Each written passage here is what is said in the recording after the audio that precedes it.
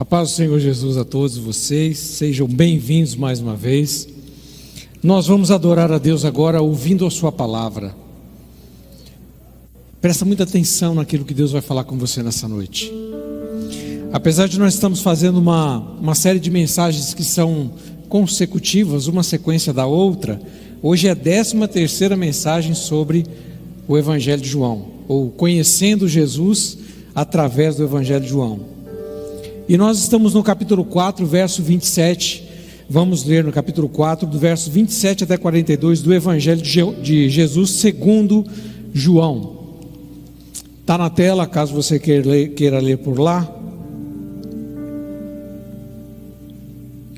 Essa é uma jornada que nós temos feito, uma jornada de aprendizado, de adoração a Deus e de conhecimento dessa pessoa tão maravilhosa que é Jesus Cristo de Nazaré, tão linda.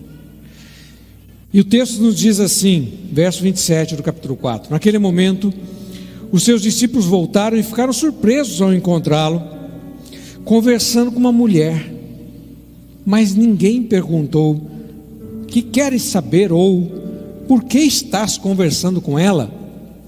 Então, deixando seu cântaro, a mulher voltou à cidade e disse ao povo: venham ver um homem que me disse tudo o que tenho feito. Será que ele não é o Cristo? Então saíram da cidade e foram para onde ele estava. Enquanto isso, os discípulos insistiam com ele: mestre, come alguma coisa. Mas ele lhes disse: tenho algo para comer que vocês não conhecem. Então os seus discípulos disseram uns aos outros: será que alguém lhe trouxe comida? Disse Jesus: a minha comida é fazer a vontade daquele que me enviou e concluir a sua obra. Vocês não dizem: daqui a 4 meses haverá colheita? Eu lhes digo: abram os olhos e vejam os campos, eles estão maduros para a colheita. Aquele que colhe já recebe o seu salário e colhe fruto para a vida eterna, de forma que eles se alegram juntos, o que semeia e o que colhe. Assim é verdadeiro ditado: um semeia e outro colhe. Eu os enviei para colherem o que vocês não cultivaram. Outros realizaram o trabalho árduo e vocês vieram usufruir do trabalho deles. Muitos samaritanos daquela cidade creram nele por causa do seguinte testemunho dado pela mulher: ele me disse tudo o que tenho feito. Então, assim, quando se aproximaram dele, os samaritanos insistiam em que ficasse com ele, e ele ficou 2 dias. E por causa da sua palavra, muitos outros creram e disseram à mulher: agora cremos, não somente por causa do que você disse, pois nós mesmos o ouvimos e sabemos que este é realmente o Salvador do mundo. Querido, graças te damos pela tua palavra, graças damos ao Senhor pela inspiração do Espírito Santo só na leitura desse texto. E a nossa oração é para que o Senhor fale ao nosso coração, nos encontre exatamente no momento propício para ouvir essa palavra, que ela faça sentido para nós, que ela possa ser aplicada à nossa vida hoje, que ela nos transforme, que ela nos faça refletir, nos faça tomar atitude. É a nossa oração em nome de Jesus. Nós estamos aqui, na verdade, no final da conversa que Jesus teve com aquela mulher no poço de Samaria. Domingo retrasado, nós falamos sobre o início dessa conversa. Quando Jesus fala para ela: eu tenho uma água para você beber, que você nunca mais vai ter sede.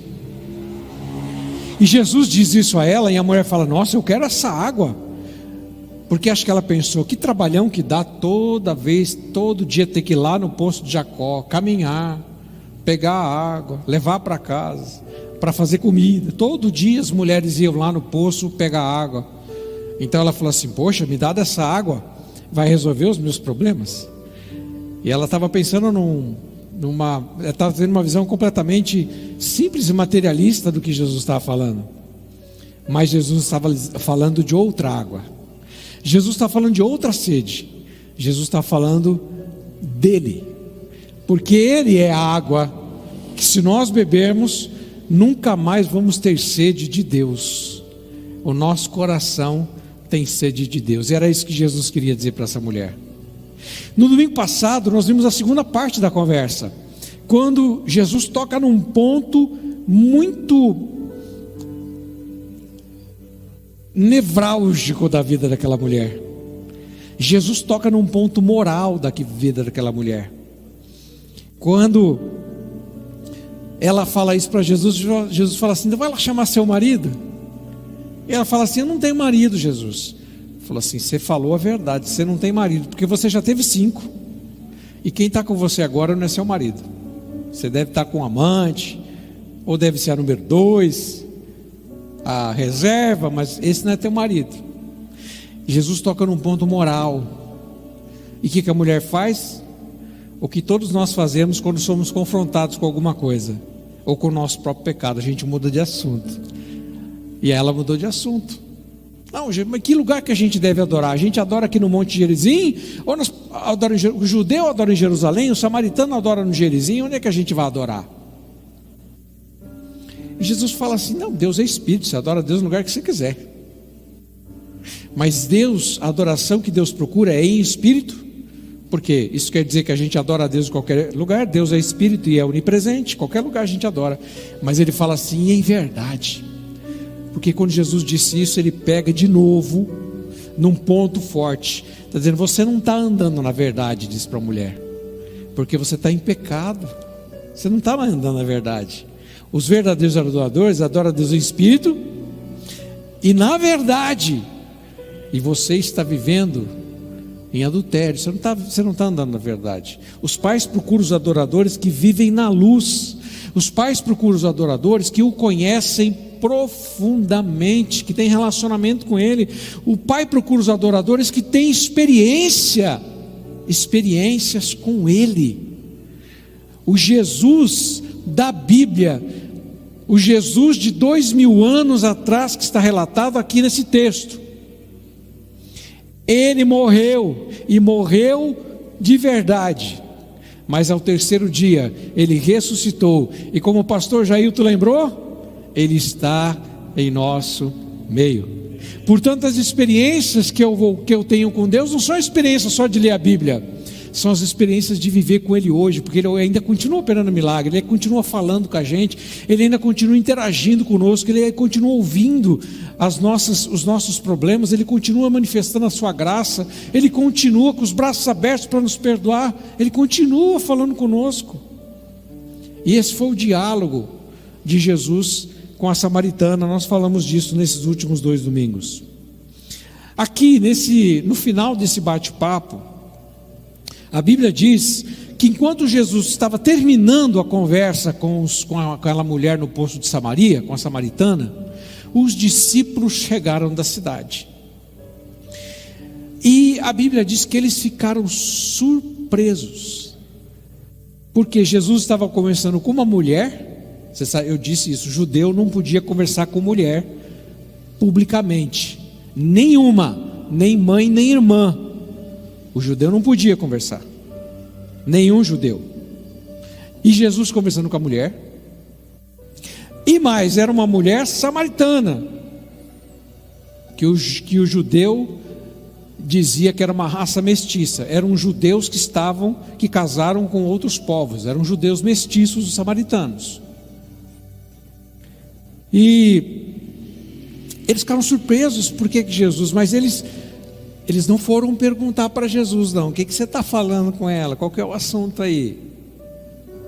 Eles respeitaram, porque Jesus vai falar o porquê que ele estava falando com ela, aqui usando uma analogia, está dentro do texto. Porque a gente lê aqui o relato do discurso, ou da conversa que Jesus teve com a samaritana, a gente acha que foi só isso. Mas não foi só isso não. Quanto tempo demoraria para Jesus falar só o que está lá no texto, no capítulo 4? Não foi só isso que ele conversou. Porque olha, Jesus chegou no poço, certo? Ele saiu lá da Judéia 6 horas da manhã, chegou meio-dia no poço de Jacó, 40 quilômetros de caminhada. Ele senta lá no poço, e a Bíblia diz que quando ele chega no poço, os discípulos vão para a cidade comprar comida. E eles andaram muito para comprar comida. Por quê? Para comprar comida é aquele negócio, né? Vai para cá, vai ao mercado, vai lá no mercado, de repente pararam para tomar um refri, né? Demorou. O fato deles irem, escolher a comida, comprar comida para levar de volta.